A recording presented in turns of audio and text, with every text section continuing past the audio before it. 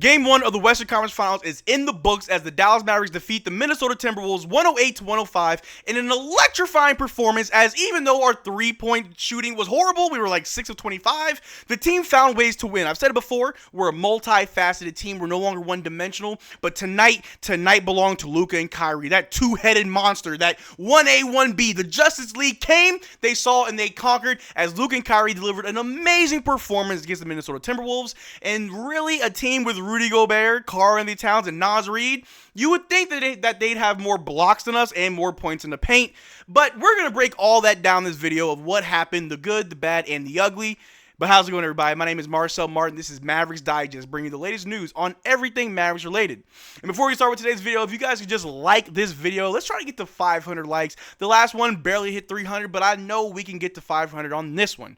But like I said in the intro, man, this game was just electrifying. And like the title says, the curse is finally broken, because we all know with Jason Kidd, we lose game ones. Even before this game, I kind of went into it, was like, you know what, we may lose, and that's fine. We'll learn from it. We'll bounce back in games 2 and 3. It'll be a different story. But no, the boys came to play. I mean, it wasn't the best performance. Luka and Kyrie definitely just dominated. Kyrie played great the entire game, and it seems like him and Luka just traded off. Kyrie said, I'm going to get it going early in the fourth quarter. Luka, you take off. And that's exactly what happened. They combined for over 60 points, and it was just amazing. The role players did play the roles. Derrick Lively, plus minus, was the highest. He did great. I thought he would struggle down low with Rudy Gobert, and even if Naz Reid was attacking the rim, but no. Derrick Lively got like 2 blocks on Rudy Gobert. He was outplaying their bigs, and it was amazing. Daniel Gafford did a pretty good job, too. We all know Daniel Gafford bangs low with the big guys. He definitely does get a beating every now and then, getting knocked down, but he played very well, too. As well as P.J. Washington, who was guarding Anthony Edwards and Karl-Anthony Towns for the majority of this game, just holding them well below their averages. This game was awesome, and even though I guess the Minnesota Timberwolves were leaning on Jaden McDaniels of all people to score like 24 points of their 105 total points tonight, but it just wasn't enough. It wasn't enough to get past the Dallas Mavericks team, who knows how to fight, who knows how to win. If one thing's not working, that's cool. Switch to something else, and that's what they came to do today. And before we go over the box score, I just want to show you this little nugget of a fact today. Tonight was the first time all season that more than 62% of Anthony Edwards' field goal attempts were threes. For context, James Harden had 34 games this regular season where 75% or higher of his field goal attempts were threes, including games 1 and 2 in 6-game series versus the Mavericks. Now, Anthony Edwards, I thought you were going to lock up Kyrie. I thought you wanted him. What happened? Kyrie dropped 30. I think you were focused on the wrong man shooting all those threes. Ask James Harden what happened. He was shooting all those threes in the first round. Don't worry, you can end up just like James Harden.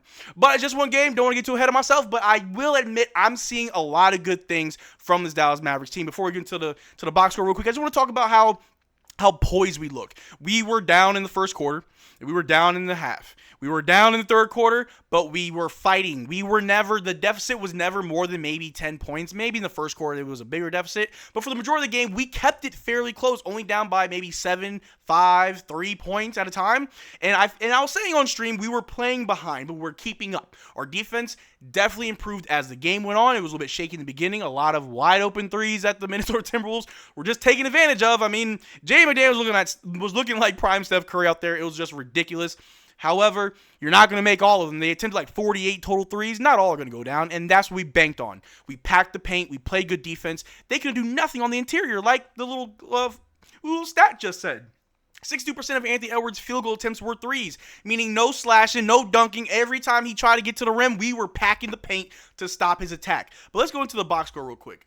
Excuse me. P.J. Washington had 13 points, was a plus 12, had 2 blocks and 7 rebounds. He was 2 of 8 from 3. Derrick Jones Jr. had 8 points, 2 assists, 4 rebounds. Daniel Gafford had 10 points, 1 block, 9 rebounds. 4 were offensive rebounds. Kyrie Irving had 30 points, 1 block, 4 assists, 5 rebounds. And Luka Doncic, 33 points, 1 block, 3 steals, 8 assists, 6 rebounds. He was 3 of 10 from 3. And Tim Hardaway Jr. didn't attempt a single shot. However, 1 steal and 4 rebounds. I'm happy with that type of Tim. You can continue to get minutes if you just contribute in small ways like that. You're a positive. I like that. But let's talk about the real MVP of this entire playoffs, it feels like. Derrick Lively was a plus 19, the highest on the team. Had 9 points, 2 blocks, 3 assists, 11 rebounds, 4 being offensive rebounds, and did not miss a single shot tonight. The rookie continues to impress. Josh Green, Hustle Man Green, had 3 points, 1 block, 1 rebound. Dante Exum was only in for about 3 minutes, was really just to give some guys some rest. And Jaden Hardy had 9 minutes, but he had 2 points, 1 steal, 4 assists, and 1 rebound, and he looked pretty good. I know we're not seeing a whole lot from Dante Exum. His minutes are kind of being allocated to Jaden Hardy, where the guys are trusting Jaden Hardy out there to bring the ball down, to make plays, and he's making the right plays. But this game was very winnable, and I kind of gave an early game analysis early in the first quarter, and from what I saw from the jump, I didn't really see a Minnesota Timberwolves team that was ready to attack, that didn't really have that hunger in them like I saw against the Clippers, like I saw against especially during the OKC Thunder matchup. That team was ready to fight. It just didn't turn out that way, that, we won. But with the Timberwolves, I didn't see that. Like, we were making mistakes, but they were also making mistakes. We obviously had more turnovers, but they also had turnovers. But we out-rebounded them. We shot better from the floor. We shot better from the free throw line. They only shot threes better. They're like 18 of 48. We were only 6 of 25. When we saw those threes weren't falling, we switched it up. And unfortunately, when the same thing happened to the Timberwolves, they couldn't switch up because they just could not attack the paint. Derrick Lively, Daniel Gafford, PJ Washington, even Kyrie and Luka were down there. Late in the fourth, Luka's blocking a pass to Rudy Gobert in the paint. Luka was playing center for a little bit. In the early first quarter, Kyrie was guarding Rudy Gobert. Our defense is being slept on by the national media. Our defense is being slept on by all the haters because we just took a team that defeated the reigning champions. We took game 1 home. Now, I understand. It may not mean that much. It may not mean that we're going to win the whole thing. I understand. Against the Denver Nuggets, the Timberwolves lost their 2 home games. They had to win a lot more on the road, right? So that could be the same thing for us, but at least from game 1, we can see that the Dallas Mavericks have all the tools they need to win. But let's talk about the Timberwolves box score, I guess. Jay McDaniels, like I said, was playing like Steph Curry out there. Had 24 points, 1 steal, 3 assists, 4 rebounds. He was 6 of 9 from 3. Rudy Gobert, 12 points, 2 blocks, 1 steal, 1 assist, 7 rebounds. Karl Anthony Towns, 16 points, 1 steal, 2 assists, 7 rebounds. Mike Conley had 16 points, 1 steal, 2 assists, 7 rebounds. And Anthony Edwards had 19 points, 2 steals, 8 assists, and 11 rebounds. Off the bench, you had Kyle Anderson with 11 points, 2 assists, 2 rebounds. Naz Reid with 15 points, 1 block, 1 steal, 2 assists, and 5 rebounds. And Nickeil Alexander-Walker, 2 points, 2 assists, 1 rebound. And nothing too special. But I'll leave this up for a little bit. If you look down at the bottom, 18 of 49. They pretty much attempted 53s and only made 18 of them. They could not attack the paint. 38 of 89 from the floor? Let's look at us. 43 of 87. We were almost 50% from the floor. The 3 was horrible. The free throws were great. But when one thing's not working, the Dallas Mavericks has another thing to lean on. We've got a lot of weapons in our arsenal. Whether we let it fly from 3, we attack the basket, we get to the line. No matter how we need to get the win, we can get the win, and we know how to get the win because we always play our brand of basketball.